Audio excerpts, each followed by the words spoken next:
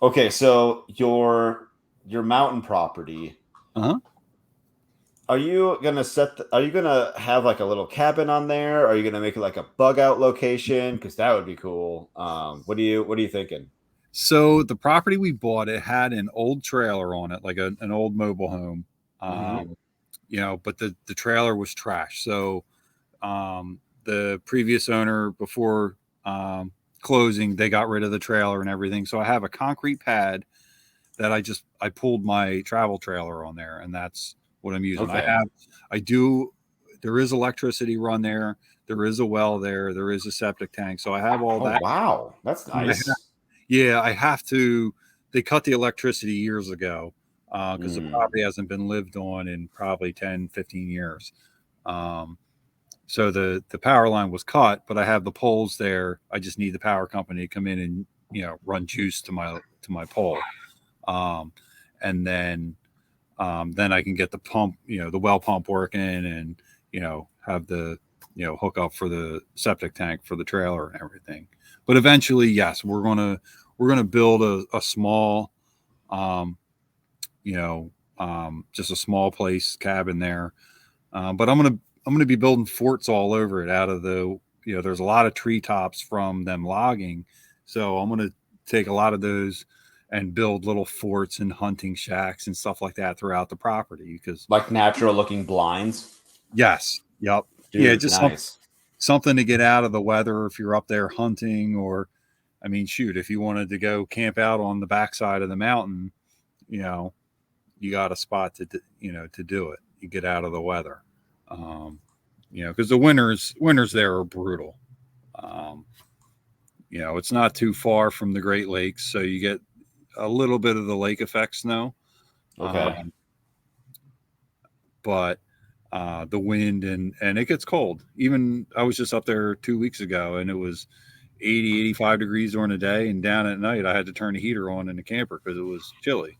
It got Hmm. down into the upper 30s, low 40s at night, even still in the end of May. So, What I've heard people do to kind of like, effort, how far within a couple hours, let's say, how uh-huh. far is this property from your home? About 5 hours. Okay, that's not bad. That's not Yeah, bad. it's not bad. So it's a beautiful drive too. I mean, you're driving, once you get off the highway, you're basically on, a 2 lane road that's driving through the valleys of the mountains and stuff like that. So it's really a peaceful drive. It's not bad. It's not populated up there, so you're not dealing with all the traffic and idiots on the road like I am Yeah. around here in the suburbs. Uh, what people do is that they do easy to grow crops, like let's say like sweet potatoes and Mhm. whatever, and they just like kind of scatter them, let them go. If they get harvested, cool. If they don't get harvested, no big deal. Maybe they'll like reseed themselves like next year, and so like you have a low maintenance food source to just like go, like if you needed to leave your home for whatever reason and go to this bug out location, and just stick up some sweet potatoes, and I can't remember all the other things Mhm. that was recommended for planting, but Yeah, like um you could do beans and stuff like that. yeah.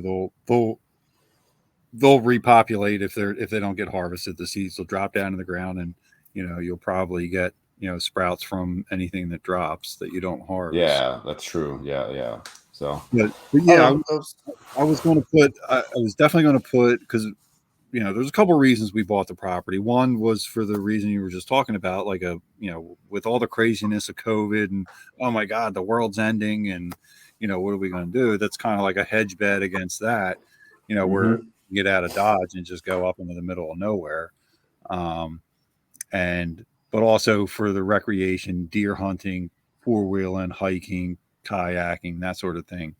Um, I was going to put food plots up for the deer, just to kind of keep them in the area, keep the herd healthy, and so I've already put some beans out, and then I planted some corn too. So, and just kind of like on the side of the trail, so Hmm. nobody's running over with the four wheelers. But and I have good seepage off of the mountain too, so I have water. There's a natural spring, um, so I have everything I could possibly need to survive on that mountain. I got food, I got water. Um, I could grow food if I wanted to.